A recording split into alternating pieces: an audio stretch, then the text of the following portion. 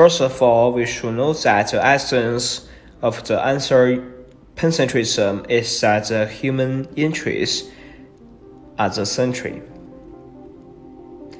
Everything of human behavior starts from the human interests.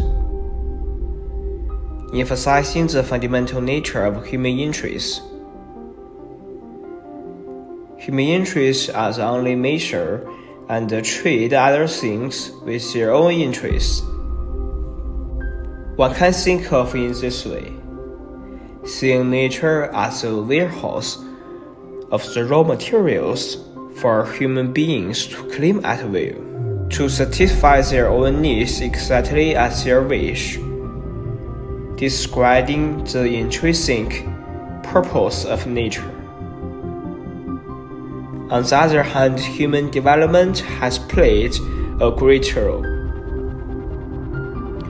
and he has promoted the great development of human beings, promoting a gradual expansion of our understanding of nature. Nevertheless, there are errors in anthropocentric values, giving birth to a nature-centeredness that assumes that other beings in nature also have value, and that several other beings and the integrity of the ecosystems are also relevant factors in environmental ethics. Also, the nature-centrism emphasizes the need for humans to respect nature. It also follows in that ignore humans' initiative, and is emphasized for respecting nature can surprise human development. Anthropocentrism and nature-centrism are two values that have emerged from different periods of history and apparently opposite to each other, but to both aim at the better survival of human beings. Therefore, we should transcend nature and anthropocentrism and realize the harmonious development of human beings and nature. Since the beginning of this century, the natural conditions of human existence has gradually deteriorated. Environmental pollution, ecological imbalance, and resource shortage have gradually become global problems, making the survival and development of human beings face several threats. Therefore, we should adhere to promise of people-oriented concern for the development of nature, and strive to achieve the harmonious development of human beings and nature.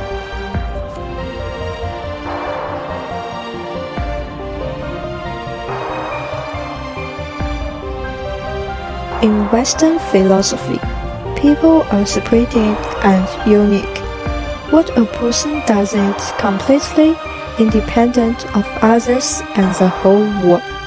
In man, God, and nature, modern Western tradition philosophy tries to study in the form of discovering and verify truth through accurate factual theory. So, Western philosophy is more individualistic. It's a people-oriented and rational world.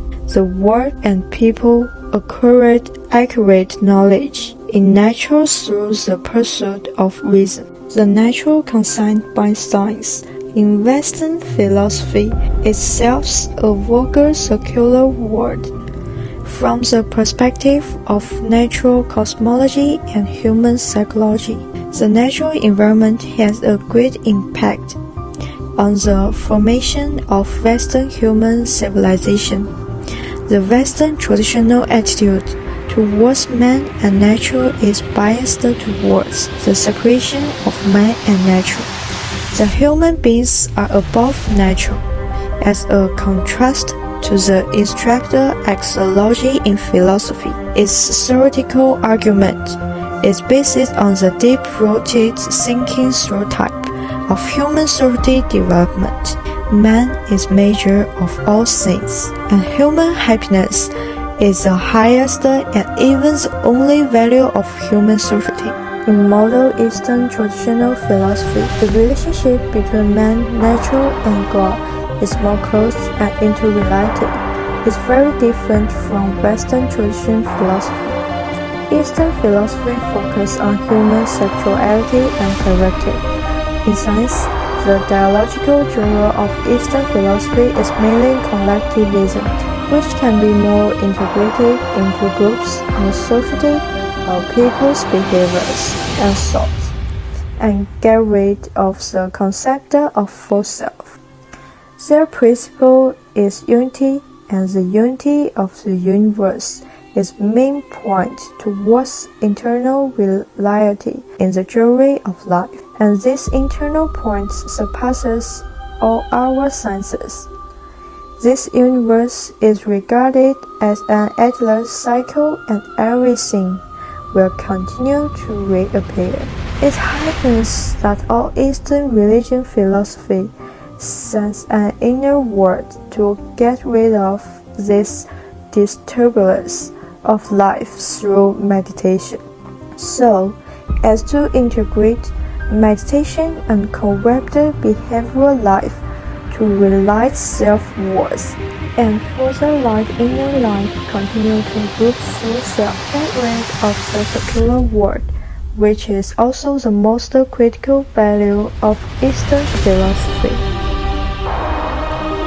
This part is mainly talking about human philosophy in different regions. We can roughly divide into four groups. They are roughly Western philosophy, Islamic philosophy, Indian philosophy, and Chinese philosophy. In the West, the philosophy developed actively and gave a diverse idea about human. In ancient Greece, there was a philosopher named Aristotle. He is quite famous among students. I think you all know him.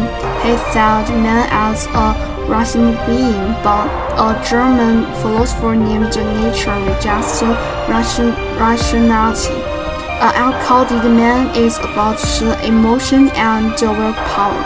Middle Age Christianity claimed that man needs to obey gods and serve gods, but such an accorded that giving him own meaning to life. In the Islamic philosophy, human is also servant. They claim that man needs to obey Allah for his likes and dislikes. In the Indian philosophy, there are two schools. One is Hinduism, another one is Buddhism. In Hinduism, human life is a circular circle, which they are called each Brahman. The circle is from birth to life and to death, and then transformed to birth again. In Buddhism, humans are set free from worldly desires. They have no any materialistic desires like money. In Chinese philosophy, two main schools are Confucianism and Taoism. Confucianism focuses on human ethics. They claim that 8 basic human ethics which can lead human to the real happiness. Taoism focuses on the relationship between human and nature. Tao operates in accordance with natural conditions of all things. This idea is first appeared in the book Lao Tzu, according to which natural means the natural state of things. Tao creates and nurtures everything, but it does not command anything. In political philosophy, the relationship between Tao and Natural things implies that between the ruler and the people, the rulers should follow the natural requirements of Tao, which limits their power and the governance of non-interference to allow the people and affairs to take their own natural course.